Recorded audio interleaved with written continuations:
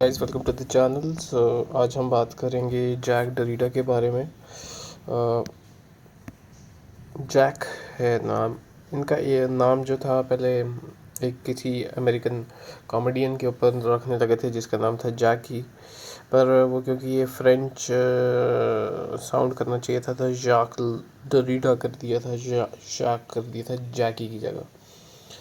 तो थोड़ा पढ़ लेते हैं लाइक क्या है कहानी। 1930 से 2004 के बीच में पैदा हुए थे। फ्रेंच अल्जीरियन फिलोसोफर थे। पैदा अल्जीरिया में हुए थे, then he later moved to France. इसने एक originator of the thing called as deconstruction. तो डी कंस्ट्रक्शन होता है कि एक तो होता है कंस्ट्रक्ट करना, एक होता है डी कंस्ट्रक्ट करना। फॉर एग्ज़ाम्पल आप जब छोटे थे तो आपने शायद चीज़ें खोली होंगी अलग अलग तरह से, जैसे थ्री इडियट्स में वो फ्रिज खोल देता था, आप रिमोट तोड़ देते थे, आप खिलौना तोड़ देते थे। तो so that is called D construction. कई कई माँ बाप गुस्सा हो जाते हैं कि ये क्यों करते हैं, वेरा it is the fundamental behaviour of a child. Albius करके एक जगह है अल्जीरिया में, वहाँ ये पैदा हुए थे। ठीक है, Albius, LBS, I don't know how to pronounce this, अल्बियर, अल्बियर। ओके, अब इसको प्रोनाउंसिएशन अगर हम करें तो The pronunciation of Elbia, a suburb of Algiers, is Elbiyar. अल्बियार, इसको बोलते हैं अल्बियार।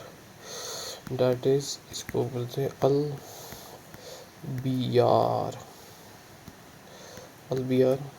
ओके, सो अल्जीरिया में पैदा हुए थे इन July 15th. Again July, you see, most of the intellectuals are born in this month और neighbor month. For example जून में पैदा होंगे, ठीक है, या फिर जुलाई में पैदा होंगे, या फिर अगस्त में पैदा होंगे।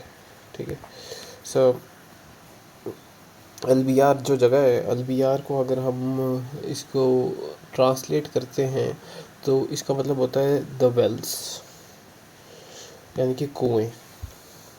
ठीक है, फिर इनकी फैमिली जो थी वो थी सिफार्डिक जूस। ठीक है, सिफार्डिक जूस कौन होते हैं? सिफार्डिक जूस वो होते हैं, फैमिलीज़ होती हैं जिन्होंने अपना most of the time Spain और पोर्चुगल में, मतलब प्रेजेंट टाइम स्पेन और पोर्चुगल में थे। एंड फिर इनका क्या हुआ था, 1948 में ENS पेरिस में एडमिशन के लिए ये गए थे।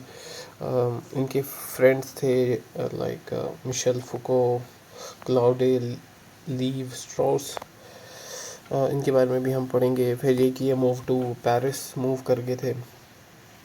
ठीक है, एग्रीगेशन क्या है, एक एग्ज़ाम दिया था इन्होंने, एग्रीगेशन, यहाँ पे एग्रीगेशन है, इसे फ्रेंच में इसको अलग तरह से प्रोनाउंस करते हैं, जिसको बोलते हैं, मैं आपको बताता हूँ, एग्रीगेशन ऐसे करके कुछ है, इसको बोलते हैं एग्रीगेशन। ओके, तो इन्होंने ये वाला एग्ज़ाम दिया था। It is for the civil services kind of exam, काफ़ी टफ होता है। It is the most competitive and prestigious examination for the civil services in French public education system. And इसमें लाइक मैथमेटिक्स की 300 से 400 position होती हैं। Then फिर क्या हुआ था कि लाइक इन्होंने जब एग्ज़ाम दिया था तो ये फेल हो गए थे फर्स्ट अटेम्प्ट में। ठीक है, तो काफ़ी बुरा नाइलिस्ट फेज आया था ज़िंदगी में।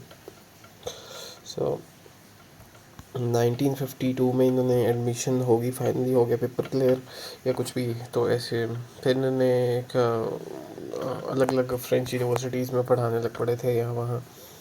फिर इसको हम थोड़ा सा, डेथ इनकी हुई थी अक्टूबर 9 2004 पेरिस में। अक्टूबर 9 2004,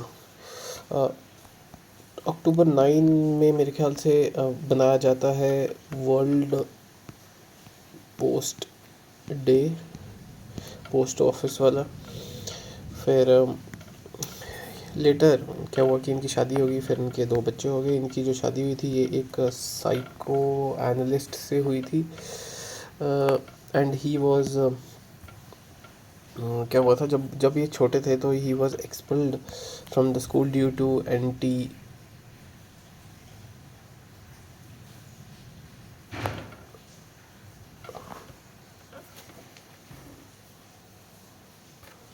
हाँ, क्योंकि एंटी जूइश लाइक इसको बोला था कि नहीं नहीं एक्सपेल्ड कर दिया था।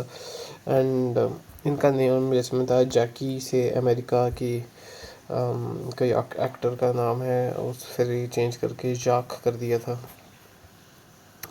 इनको हमेशा फील होता था कि यार ये मतलब अल्जीरिया से मूव होके पेरिस में गए हैं, तो he always use to feel anxiety and self doubt, ऐसी ऐसी चीज़ें लाइफ लॉन्ग इनके साथ चली।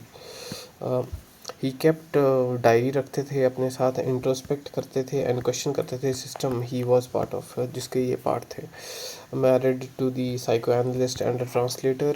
फिर ज़्यादातर रात को काम करते थे। एंड फ्रेंड्स इनके थे Michel Foucault, Jean Luc Nancy, then Paul de Man. फिर उसके बाद इसका नाम है एमूनवेल लीवनास।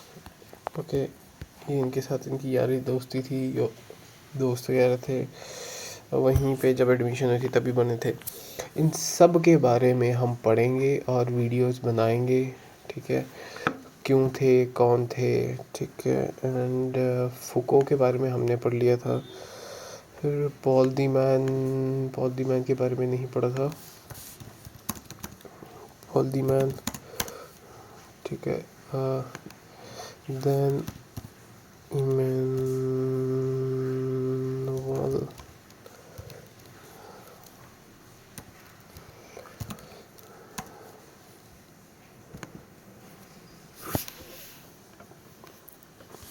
ठीक है। इन सब के बारे में हम बात करेंगे।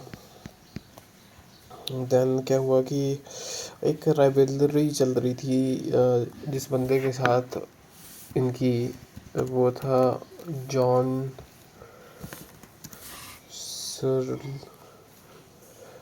सर्ल, के साथ इसकी राइवलरी चल रही थी। ये अब मरे थे, डरीडा साहब मरे थे अपनी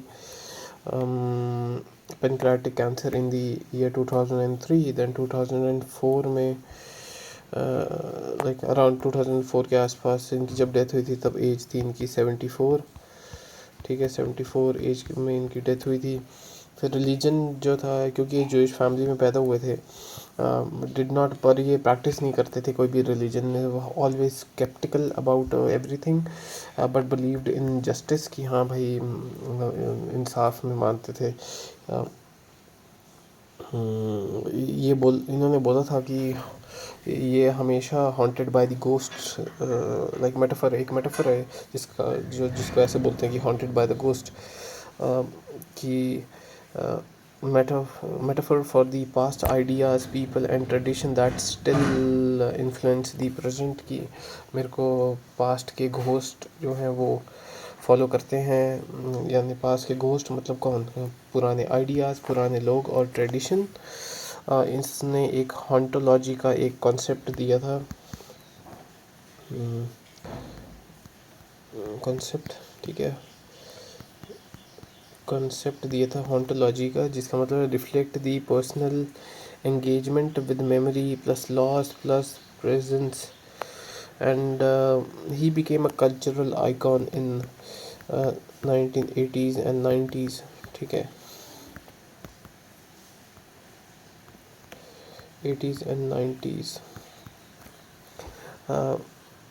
इन्होंने, इनकी फ़िलासफ़ी रिफ्लेक्ट करती है कि मीनिंग जो होता है वो कभी भी स्टेबल नहीं होता। फॉर एग्ज़ाम्पल, आप जब छोटे थे, आप के फादर नहीं था, तो आपने अपनी माँ की ज़िम्मेदारी ले ली और ज़िंदगी जी। बट इफ़ अगर माँ भी मर गई, फिर आपका कोई ना कोई छोटा भाई होगा, तो वो आपकी लाइफ में मीनिंग ऐड करेगा।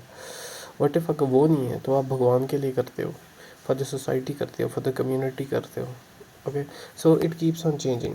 तो इसने बोला आइडेंटिटी इज़ कंस्ट्रक्टेड, मतलब आप कंस्ट्रक्ट करते हो identity. For example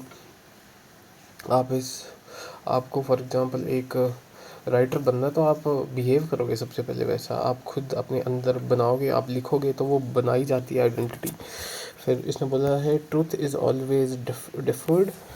okay, so DEFERRED.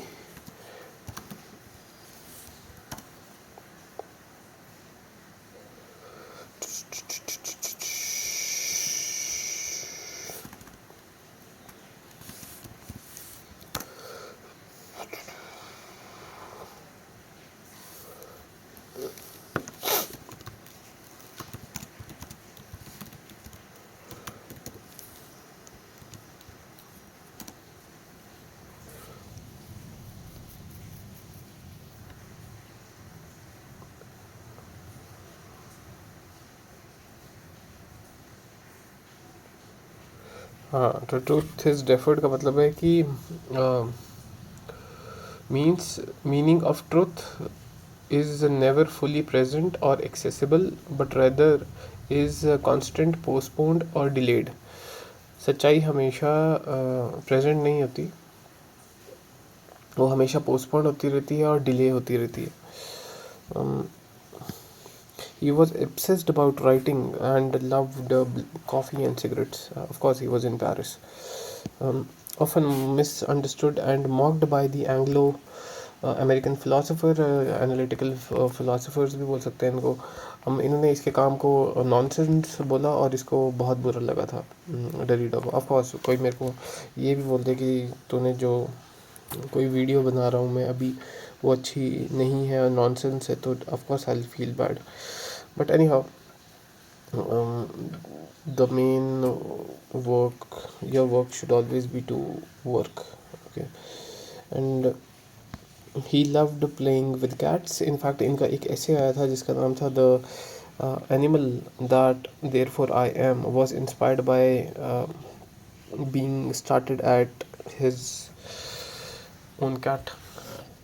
इन्होंने लैंग्वेज के ऊपर एक चीज़ बोली थी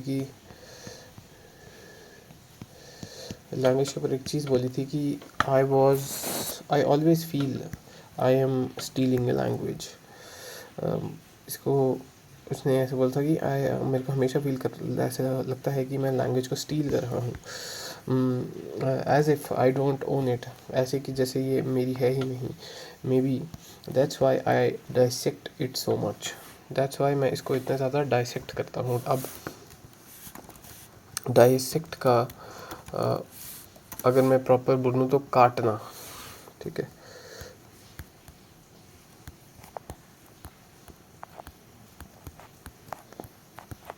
ठीक. आई होप आपको ये इंट्रोडक्टरी वीडियो ऑफ डरीडा पसंद आई होगी.